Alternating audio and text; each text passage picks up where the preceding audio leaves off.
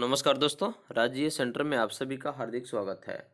आज का टॉपिक है मैट्रिक बोर्ड परीक्षा के लिए महत्वपूर्ण गणित विषय के ऑब्जेक्टिव वीवीआई प्रश्न उत्तर। जिन्हें अंत तक देखें, लाइक करें, शेयर करें, कमेंट करें और मेरे चैनल को सब्सक्राइब कर लें ताकि सभी नोटिफिकेशन आपको मिलता रहे। तो चलिए, प्रश्न संख्या 1। बिंदुएं -4, 6 और -4 और -6 दोनों अवस्थित है। ऑप्शन नंबर डी, वाई अक्ष के दोनों ओर। अगला प्रश्न है cos A into tan A बराबर क्या होगा। Option number B, sin A। प्रश्न संख्या 3। यदि D एक वृत्त का व्यास हो तो उसका क्षेत्रफल क्या होगा। Option number B, pi D square by 2। प्रश्न संख्या 4। त्रिभुज ABC में बिंदु D और E क्रमशः भुजाओं AB और AC पर इस प्रकार है कि DE समलंब BC यदि AD बटा BD बराबर 1/2 और AC बराबर 27 सेंटीमीटर हो तो इसी का मान क्या होगा। Option number B, 18 cm। R त्रिज्या वाले गोला का आयतन क्या होगा। Option number A, 4/3 pi R cube घन इकाई। अगला प्रश्न है, दो खंभों 13 मीटर और 7 मीटर ऊंचे और समतल जमीन पर ऊर्ध्वाधर खड़े हैं। यदि उनके पादों के बीच की दूरी 8 मीटर है तो उनके सिरों के बीच की दूरी क्या होगी। Option number A, 10 metre. अगला प्रश्न है, माध्य x, माध्यिका y और बहुलक z के बीच संबंध क्या है। ऑप्शन नंबर ए, x - z बराबर 3।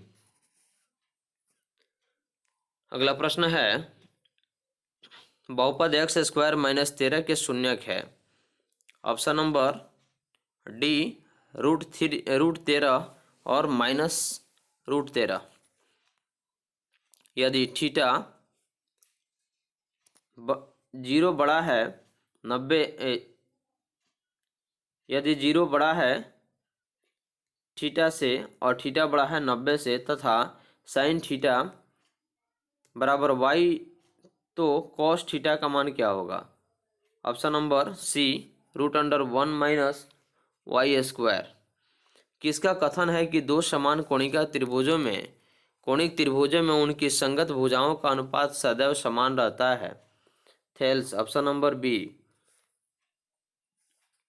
यदि एक वृत्त का परिधि 132 सेंटीमीटर है तो इसकी त्रिज्या क्या होगी। Option number D, 21 centimetre. अगला प्रश्न है, निम्नलिखित में से किस द्विघात बहुपद के शून्यकों का योग -4 तथा गुणनफल -5 है। Option number D, x² + 4x - 5। प्रश्न संख्या 13। यदि बहुपद x² - kx + 8 के शून्यकों का योग 6 है तो k का मान क्या होगा। Option number D, 6। प्रश्न संख्या 14। k के किस मान के लिए समीकरण 3x - y बराबर -8 तथा 6x - ky - 16 समपाती रेखाओं को प्रदर्शित करता है। ऑप्शन नंबर ए, 2। द्विघात समीकरण के कितने हल होंगे। ऑप्शन नंबर ए, 2। अगला प्रश्न है, निम्नलिखित में से किस समीकरण का एक मूल 2 है। Option number D, 2x² - 7x + 6 बराबर 0। यदि दो चर में दो रैखिक समीकरणों के आलेख प्रतिच्छेदी रेखाएं हो तो हलों की संख्या क्या होगी। ऑप्शन नंबर ए, सिर्फ 1। यदि समानांतर श्रेणी का सार्वंतर -2 है तथा nवां पद an तो a17 - a13 का मान क्या होगा। Option number D, -8। यदि समीकरण bx² + ax + c बराबर 0 का मूल समान हो तो c बराबर क्या होगा। Option number B, a²/4b। समानांतर श्रेणी 5, 8, 11, 14 का डैश डैश डैश 12वां पद क्या होगा। Option number B, 38।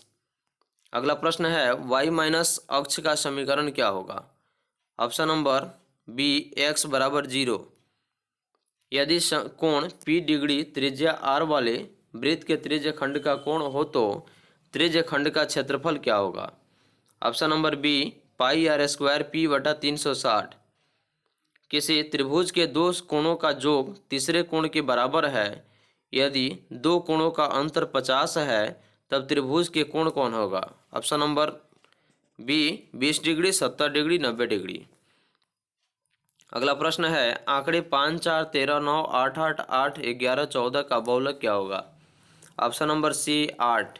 किसी भी संख्या श्रेणी में किसी भी अंक का संख्या सबसे अधिक जब आता है तो बहुलक उसी को मानते हैं। यदि शून्य केंद्र वाले वृत्त में 1p तथा TP तथा TB दो स्पर्श रेखाएं इस तरह है LATB बराबर 70 डिग्री, तो कोण AOB का मान क्या होगा? Option number B 110 degree. अगला प्रश्न है किसी वृत्त के व्यास के दोनों सिरे से खींची गई स्पर्श रेखा हमेशा होती है समानांतर। अगला प्रश्न है 6 सेंटीमीटर त्रिज्या वाले वृत्त के केंद्र से 10 cm दूर स्थित एक बिंदु से वृत्त पर खींची गई स्पर्श रेखा की लंबाई क्या होगी? Option number B 8 centimetre. निम्नलिखित में कौन सी सबसे छोटी संयुक्त संख्या है? Option number D 4। अगला प्रश्न है पाई है एक अपरिमेय संख्या। अगला प्रश्न है दो संख्याओं के लसा तथा मसा बराबर है तो संख्याएं क्या होगी? बराबर। के किस मान के लिए समीकरण के x square plus 4x plus 1 बराबर 0 के मूल वास्तविक और समान है? ऑप्शन नंबर सी के बराबर 4।